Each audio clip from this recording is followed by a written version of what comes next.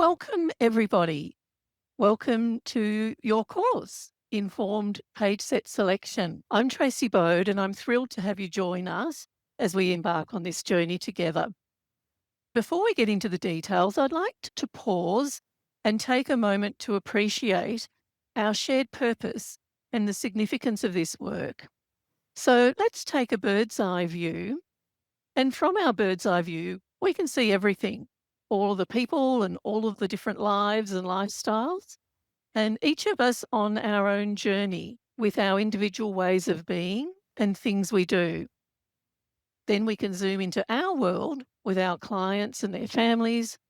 And our work here is quite focused in assisting people with alternative and augmentative communication. So, what is it that we're trying to do here as we learn these strategies and develop the skills?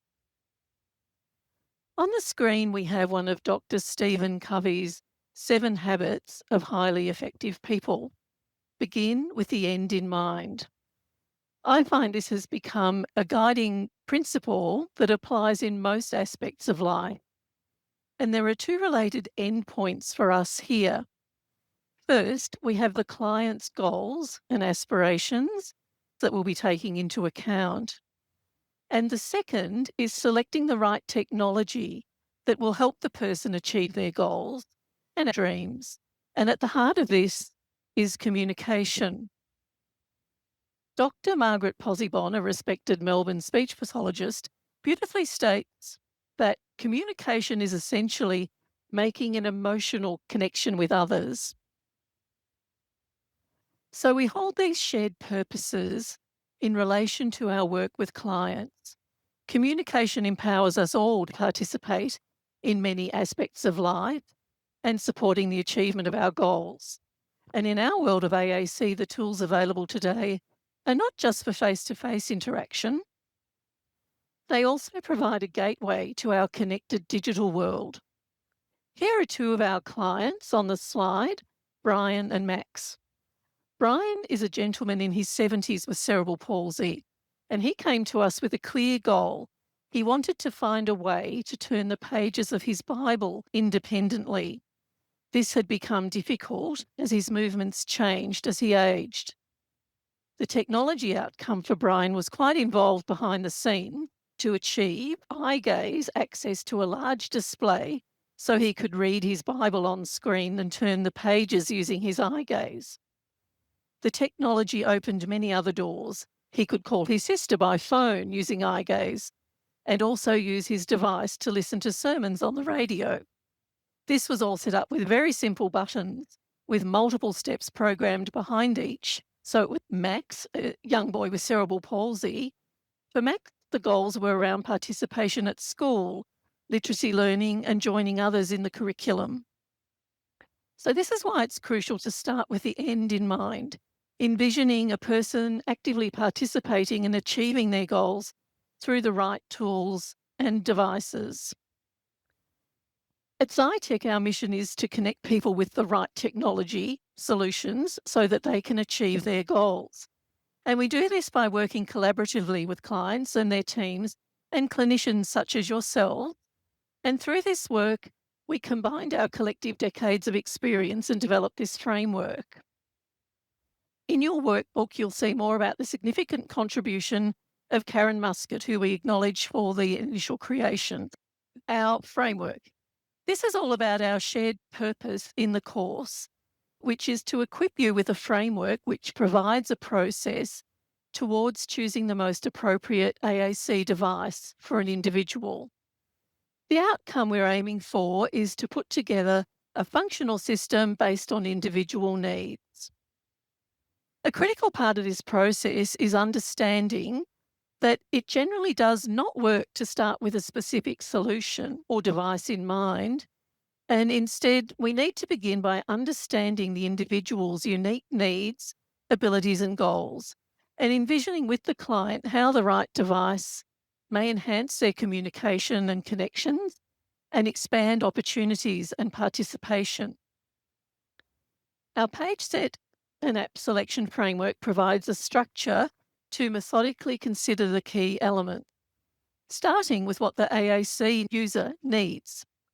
So, whether it's symbols or text to speech or access methods, or even additional functions such as social media, we want to ensure that the chosen selection provides the right solution for the individual.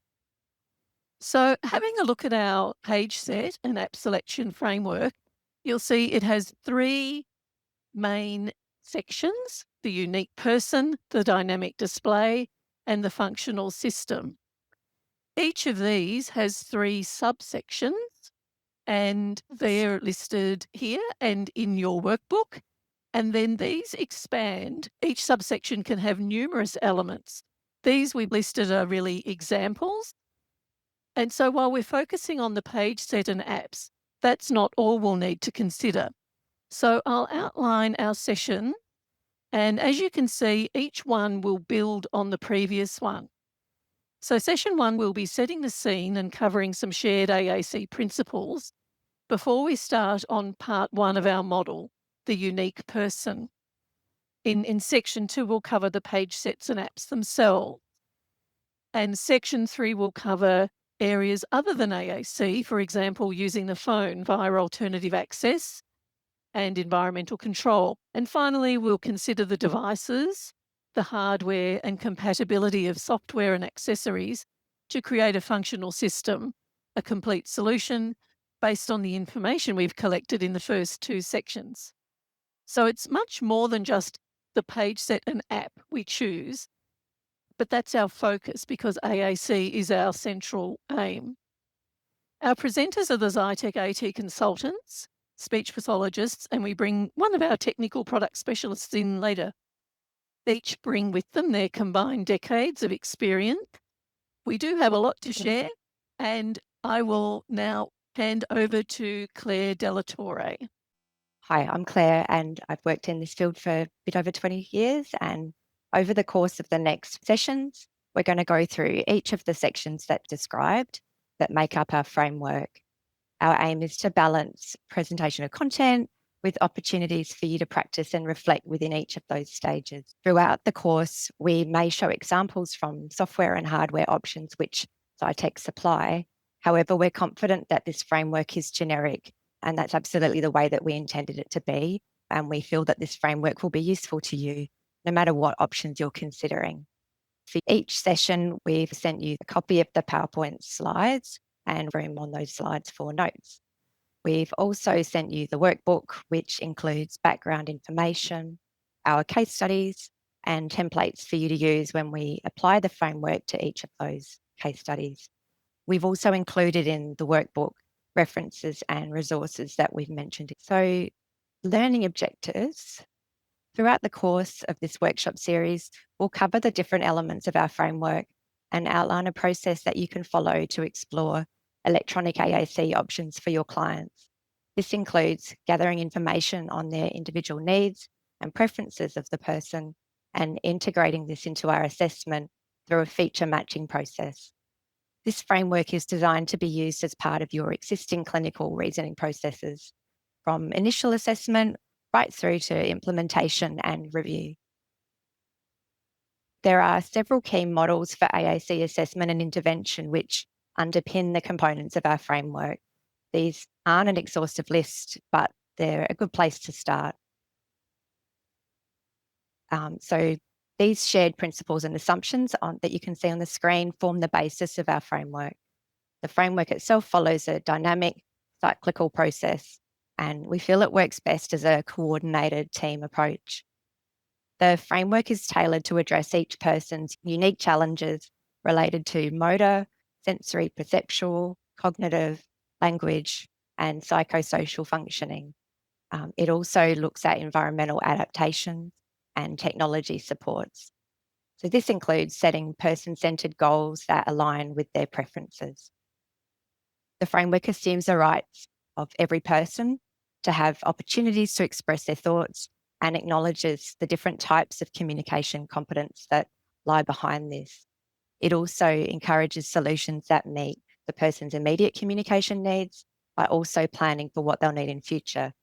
So this might involve more than one modality, including both low and high-tech AAC options.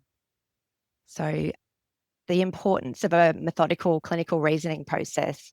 We all understand that this is very important for finding the right AAC system, and we've developed our framework with this in mind.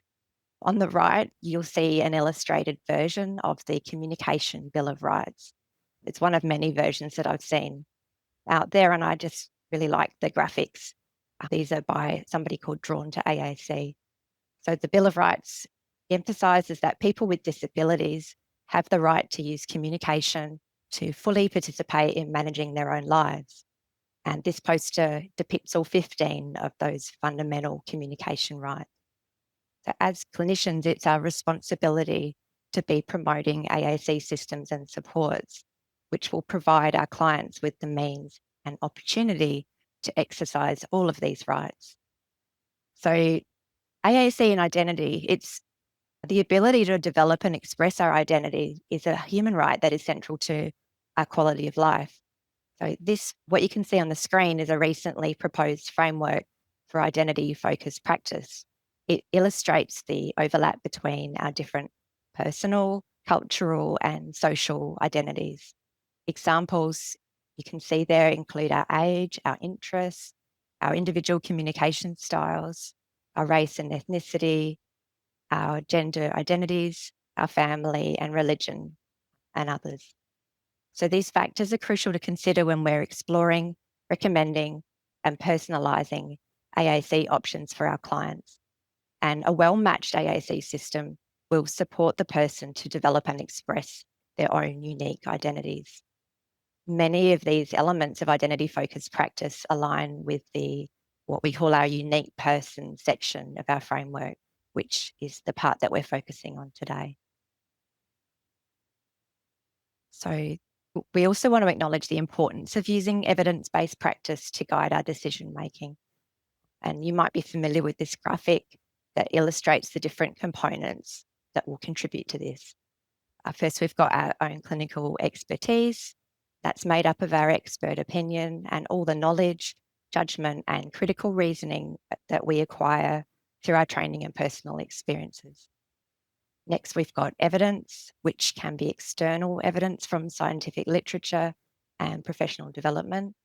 It also includes internal evidence, or all of the data and observations that we collect during our evaluation process. And most importantly, there's the perspectives of our clients, including their unique personal and cultural circumstances, values, priorities, and expectations, which have been identified by the clients themselves and perhaps their caregivers. When we look at all three components of evidence-based practice and consider them together, this is when clinicians and clients can make informed choices, and we get resulting provision of high quality services and hopefully less likelihood of device abandonment.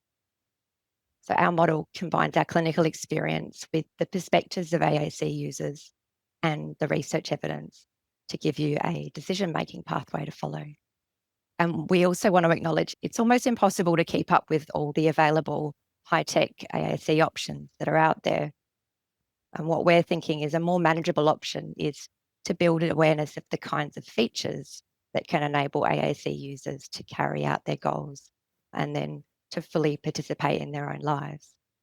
So by focusing on those features, our tool will help you to critically analyse those available options once you get to the pointy end of the assessment process. Next thing I wanted to mention is a team approach is crucial to finding a system of AAC strategies and tools that are going to best meet a person's needs. If we think about this from a family-centred approach, we would look at the individual, their family, and their support circle as being paramount to the success of AAC prescription. And we would also have other team members collaborating as needed to look for holistic solutions. For example, we might use OT and physio involvement to look at physical positioning and access options. And that may include equipment to optimize the movements that person will need for communication. The image on the right of the screen is a free resource developed through a UK research project. and it supports teams to collaborate when they're defining each person's roles. What I like about the approach is it sets clear expectations for each other in that team. It makes best use of each person's particular skills and abilities. And I find that can really increase engagement of the team as a whole. Although it was intended for use with younger AAC users, the tool itself is still useful for people of any age. Multimodal systems. So our framework acknowledges the multimodal nature of AAC by not just focusing on technology options. We all communicate in a multitude of ways, and the same goes for our AAC users. So you might have an AAC toolkit that includes a high-tech device. It might have low-tech options like a paper-based communication book or board. It might also have no-tech strategies. So anything no-tech would be where you don't need a prop as such. So keyword signs or gestures, they're all inclusive in your toolkit. So by systematically building a toolkit of just the right tools for the person's needs, we're supporting them to learn how to use them. This then sets the person up for successful autonomous communication. And we must always consider how to meet a person's immediate and short term communication needs, and also ensuring the choices that we make will grow with the person and provide for tomorrow's goals. It's particularly important to keep today and tomorrow in mind when people are learning across multiple skill domains. So they might have a new page set, they've got a new device, and they may also be learning a new access method, maybe eye gaze or switch access. We need a system for today that requires no training and no special tools. We don't want to defer communication until we've developed those skills, or we wait for that particular device to be funded and arrive. We need to work towards a system for tomorrow and teach the skills to go with that tomorrow system as well. So that might be language skills, literacy skills, or access skills to use that system efficiently. And then as we achieve those goals, tomorrow's system becomes today's system. And then we repeat the process, developing new goals for tomorrow and so on. So the next few slides are a couple of models for AAC assessment and intervention, which underpin many of the components of our framework. It's a great place to start if you're wanting to revisit some of these. The first is Janice Light's definition of communicative competence. So those skills that will enable a person to communicate about anything to anyone. So the original definition for individuals who use AAC systems included 4 of those competencies: the linguistic, social, strategic, and operational competence. Janice later added psychosocial factors such as motivation, attitude, confidence, and resilience. And then more recently, Sarah Blackstone, David Wilkins, and Kate Ahern did some work to expand the social competencies and the linguistic competencies, and they added in emotional competence and self-advocacy as separate areas to focus on. So it's important we start with the needs of the person in mind rather than focusing on a particular AAC solution before we've gathered enough data. Sometimes our clients or our team members come to the beginning of the process with a particular app in mind, or an access method, or a device that they've seen. While this can still offer us useful information to add to our assessment, we need to be mindful that this can result in making the person fit the tool rather than the other way around. So a tool that I like from this context is called the SET framework by Dr. Joy Zabala. It has collaborative planning and decision making at its core. And although intended for students with disabilities, I find the concept is still relevant no matter what the person's age. So first, very simplified version of SET, you first start with the student and their needs, or the person. Then you look at the different environments they'll be communicating and participating within. Then you would look at specific tasks the person will engage in, and you'd look for the gaps where supports could help. And then finally, you would look at the tools and the supports to help with all those other areas. If we start with a person's needs and not a specific tool in mind, this is going to ensure we don't miss potential options that might offer a better fit. If we don't do that, we run the risk of following what a colleague of mine once coined as the T-set model, starting with the tool and then trying to make the other things fit that tool. And what that can sometimes do is blinker us to alternatives. On the right of the screen, you can see the participation model, which you might be familiar with, and it's a systematic process for conducting AAC assessments and designing intervention. It looks at functional requirements for a person to participate in life activities. So the model starts in briefest form by identifying participation patterns and communication needs. Then we would identify barriers to participation. There's the kind barriers which restrict opportunities for participation. And then there's the access barriers related more to the person's natural abilities, their environment, and looking for gaps where tools and strategies could help. We use that information to plan and implement interventions for today and tomorrow. And then at some point, we would review effective participation, make sure that's occurring, and we would then repeat the process as needed. And finally, while the framework we're going over focuses mainly on the processes of assessment and trial, we do know from research that implementation is key. Our framework encourages us to keep implementation in mind throughout that assessment and trial process. And while we won't focus on strategies for implementation directly, we do address features that will support implementation down the line and increase the likelihood of successful outcome.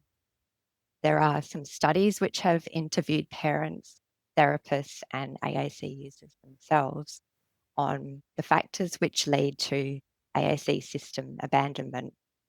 Examples given were not enough parent input during the assessment process and insufficient training and support during implementation. We've given some examples of those studies in the workbook. The research is clear that modelling and exposure and systematic teaching of skills and functions is crucial.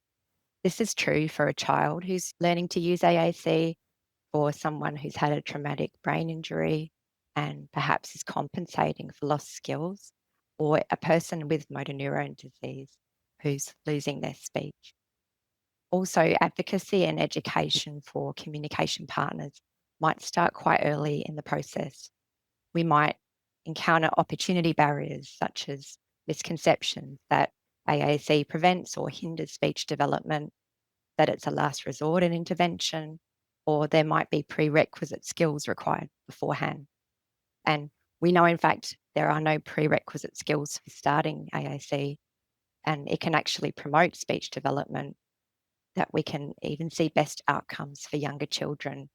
When we consider AAC, we could even start as young as 12 months of age. In the second section of our framework, we look at ways to represent vocabulary for younger children. We've shared some links in the workbook that you can share with families or other providers. So I'll give a very brief overview now of each section of our framework. Section 1 is the unique person. We look at the person's individual needs, their goals for participation, and we look at what they want to do with their communication device. We also consider the environment and the context of everybody's lives. Everyone is an individual on their own journey, in their own environment, and with different needs. The next section is all about the page set's vocabulary, how it's going to look on the screen, how it's organised for easy retrieval, and how this might look depending on the physical access methods the person will be using. We'll also talk through the indicators of a robust language system, and we'll provide you with a checklist of factors to consider within your own assessments, as well as opportunities to apply them to several case studies. The third section of the framework is all about bringing together a person's AAC toolkit. This part of the workshop is a valuable resource for saving clinicians time when it comes to the feature matching process. We've pulled our collective knowledge to come up with some helpful tips and decision trees that will help you to quickly narrow down options to trial once you have your initial assessment data. We'll look at considerations for software and hardware features and make sure that the capabilities of the device match well with the page set chosen, as well as high and low tech options. We'll revisit goals, looking at features that can be integrated within the device and functions like environmental control, app features that may control appliances, text messaging, social media, emails. All of these can be just as important and sometimes even more important than face to face communication for somebody.